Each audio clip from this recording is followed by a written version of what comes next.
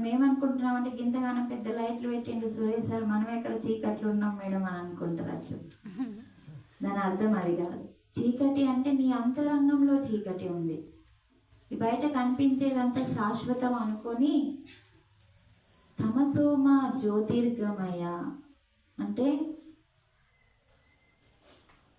ఏదైతే కనిపిస్తుందో అదే సత్యం అనుకుంటున్నాం. కనిపించంది ఒకటి ఉంది, అదే సత్యం. అంటే ఈ కనిపించేదే శాశ్వతం అనుకొని దాని వెంబడ పరిగెత్తుతున్నామా లేదా? మనం కార్ అని, బిల్డింగ్ అని, నగలని, పట్టు చీరలని, ఆస్తని, డబ్బని, దాని వైపు పరిగెత్తుతున్నాం. కానీ వాటన్నింటికంటే ఇవన్నీ పోయేటి అందరికీ తెలిసే. ఆఖరికి మన శరీరం కూడా పోతుంది. కానీ వీటన్నీ కనిపించే అన్నీ ఈ రెండు కళ్ళు అడ్డంగా ఉంటాయి. శరీరానికి చక్షువులు అడ్డంగా ఉంటాయి, ఆత్మకి కన్ను నిలువుగా ఉంటుంది. అంటే మనకి ఏదైతే అడ్డంగా ఉన్న కళ్ళకి కనిపించేదంతా అడ్డగోలుది అంటారు. అంటే నాశనం అయ్యేది. మరి నాశనం కానిది ఒకటే ఒకటి ఉంది, అదే ఆత్మ. అందుకే అది మూడో కన్నుతో తప్ప ఈ రెండు కన్నులతో చూడలేనిది. అందుకనే భగవానుడు భగవద్గీతలో ఏమంటుండంటే చర్మ చక్షువులకి నేను కనపడను అన్నాడు. చర్మము, చక్షువులు అర్థమవుతుందా? ఇది చర్మం. చర్మానికి ఉన్న చక్షువులు అంటే కళ్ళు, చర్మానికి ఉన్న కళ్ళకి నేను కనిపించను అన్నాడు.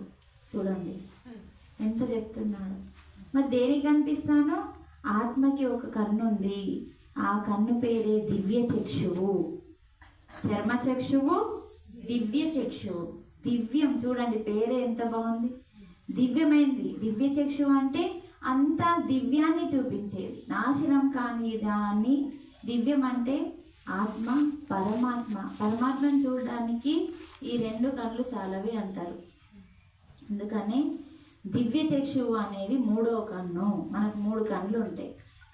ఎవరికి మూడు కళ్ళు ఉంటాయని తెలుసు అంటే యోగం చేసి సాధనలో ఒక యోగిగా మారిన వారికి మూడో కన్నుతో ఎప్పుడేం జరుగుతుందో ప్రతిదీ చూసి వాళ్ళు ముందు జాగ్రత్త పడుతూ ఉంటారు. అలా మూడో కన్నుతో మనం పరమాత్మని చూడగలుగుతాం. అందుకే నీకు మూడో కన్ను ఇస్తున్నాను అర్జున, నా విశ్వరూపాన్ని చూడు అని 11వ అధ్యాయంలో విశ్వరూప సందర్శన యోగంలో అతను తన విశ్వరూపాన్ని చూపించాడు మూడో కన్నుతో. రెండు కన్నులతో చూడలేవు నువ్వు దీన్ని, అందుకనే మూడో కన్ను నీకు ఇస్తున్నాను, మూడో కన్నుతో చూడు అన్నాడు. అర్జునునికి కాదు, ప్రతి ఒక్కరికి మూడో కన్ను ఆజ్ఞా చక్రంలో నుదిటి భాగంలో ఉంటుంది. అందుకే అది ఎప్పుడు రగులుతూ ఉంటుంది అగ్నిలాగా మూడో కన్ను. అందుకే ఇక్కడ మనం పెద్దలు గంధం పెట్టుకోమని చెప్పిండ్రు. చందనము, గంధము అదేం చేస్తుంది? చల్లబరుస్తుంది. అందుకని అసతోమ సద్గమయ, తమసోమ జ్యోతిర్గమయ. నీ లోపల జ్యోతిని వెలిగించుకో. ఇదైతే అసత్యం. ముట్టించినా కానీ ఉండదు, ఏదైనా కానీ కట్టినా కానీ ఉండదు, కొన్ని రోజులే ఉంటుంది. అంటే ప్రతిదీ అంతే అమ్మ, ఏదైనా కానీ కొన్ని రోజులు ఉంటుంది, తర్వాత ఉండదు. మరి అందుకని అలాగే నీ లోపల చీకటి ఉంది, నీ లోపల వెలుగు నింపుకో. వెలుగులోకి రా. చీకట్లో ఉన్నావు. చీకటి అంటే ఏంటిది? ఇదంతా శాశ్వతం అనుకుంటున్నావు. అదే అజ్ఞానం. జ్ఞానము జ్యోతిని, జ్ఞాన జ్యోతిని వెలిగించుకో. అంటే ఆత్మజ్యోతి అన్న జ్ఞానజ్యోతి అన్న ఒక్కటి. అందుకనే మన లోపల ఈ జ్యోతి కొండెక్కుతుంది, ఆత్మజ్యోతి కొండెక్కదు, శాశ్వతంగా ఉంటుంది. అప్పుడు ఆ జ్యోతిలోని వెలుగులో నీలో ఉన్న పరమాత్మని చూడు అని చెప్తున్నారు ఇక్కడ. ఆ దీపానికి అంత అంతరార్థం ఉంది. ఆదిశంకరాచార్యులు ఇచ్చిన స్తోత్రం ఇది. మృత్యోర్మో అమృతంగమయ అంటే మనకి మృత్యు అనేది లేదు. మృత్యోర్మో మనం అమృతత్వం పొందిన వాళ్ళము అంటున్నాడు. అంటే శరీరానికి మరణం ఉంది, కానీ శరీరాన్ని నడిపించే శక్తికి, ఆత్మశక్తికి మరణం లేదు. అందుకే మృత్యోర్మో అమృతంగమయ. మృత్యు లేని వాళ్ళం మనం. శరీరాన్ని తొడుక్కొని వచ్చినాం అంతే. ఈరోజు ఈ చీరని తొడుక్కొని వచ్చినాం, చిరిగిపోయినాక ఏం చేస్తాం? పాడేస్తాం. అలాగే చినిగిపోవడం అంటే ఏంటిది? ముసలితనం కావడం. శరీరం ఏమిటికి వనికిరానప్పుడు ఏమవుతుంది? ఆత్మ ఎదగడానికి శరీరం సహకరించదు.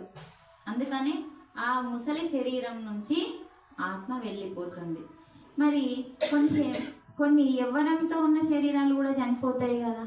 అది ఎట్లా అంటే మనం రాసుకొని వచ్చిన జన్మని బట్టి, మన కర్మని బట్టి లైఫ్ అనేది ఉంటుంది. ఇప్పటి వరకే కొందరికి మనకి ఇళ్ళల్లో శత్రువులు పుడుతూ ఉంటారు. గత జన్మలో శత్రువులు మన ఇంట్లో పుడుతూ ఉంటారు. వాళ్ళని ఏడిపించడానికి కొందరు సగం జీవితమే తెచ్చుకొని మధ్యలో కట్ అయిపోతారు. ఇలా ఎంతో సబ్జెక్ట్ ఉంటుంది. అది అందులోకి వెళ్తే ఇప్పుడు రామ్ బయటకి, అది మళ్ళీ చూద్దాం.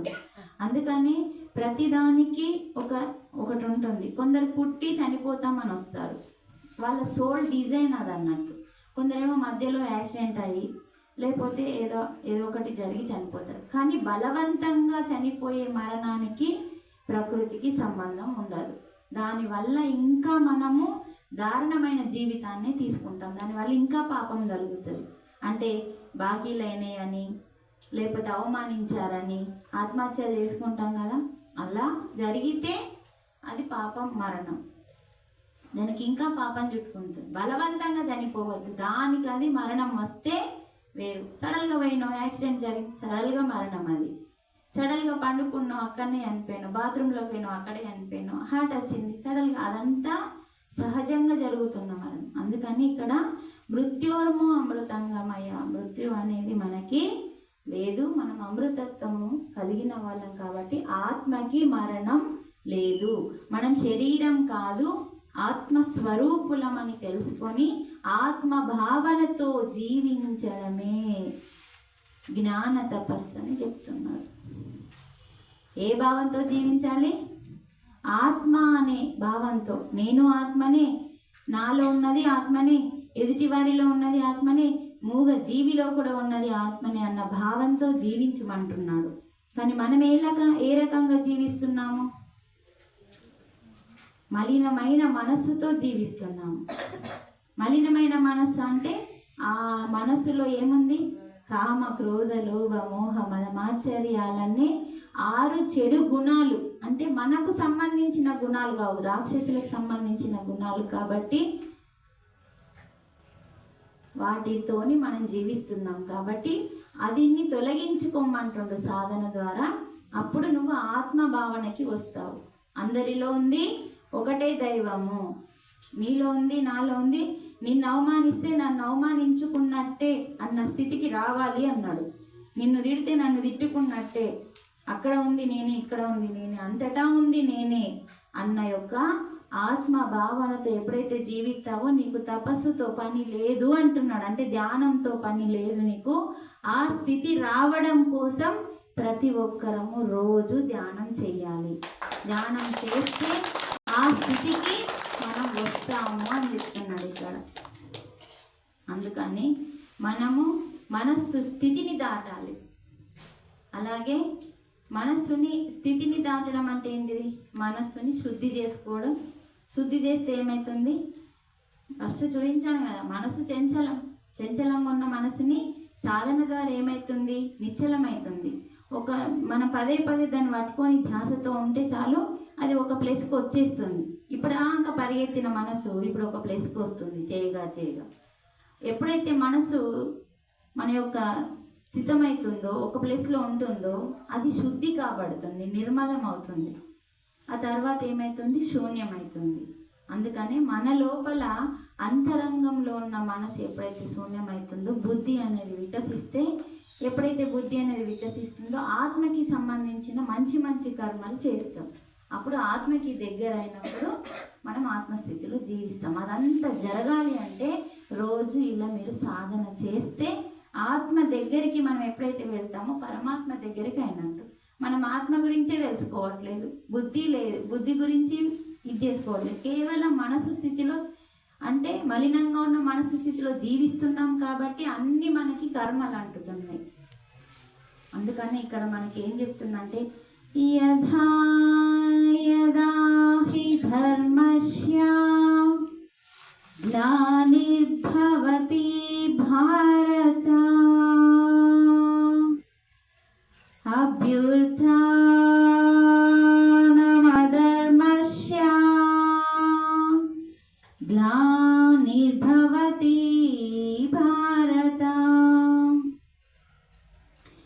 యథా యథా హి ధర్మస్య అంటే ఏమంటుండు, ధర్మము సన్నగిల్లినప్పుడల్లా, అధర్మం పెరిగినప్పుడల్లా నేను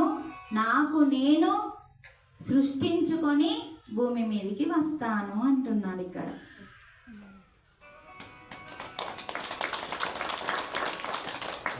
చూడండి, భగవంతుడు దేనికోసం దిగొచ్చింది ఇప్పుడు చెప్పండి. దేనికోసం చెప్పాను కదా, ఇప్పుడే చెప్పాను కదా. వెరీ గుడ్, మీకు క్లాప్స్ కొట్టండి. అలా వినాలి, వింటే.